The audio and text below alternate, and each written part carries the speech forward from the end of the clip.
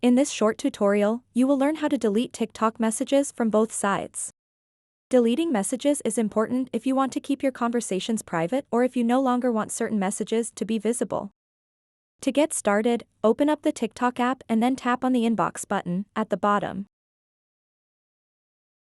Then tap and select the conversation in which you want to delete messages from both sides.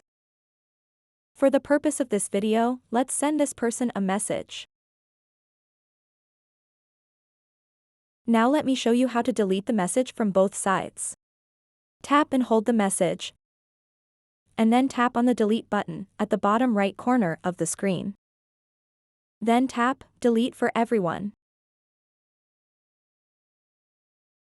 That message is now deleted from both sides. Keep in mind that you can delete these messages within 3 minutes after sending them. Once the 3-minute window has passed, the messages cannot be deleted from both sides anymore, so act quickly if you need to remove something. So that wraps up this tutorial. If you have any questions about this whole process, please let me know in the comments section below. And if this video helped you out, please give it a big thumbs up and subscribe to this channel for more tutorial videos like this one.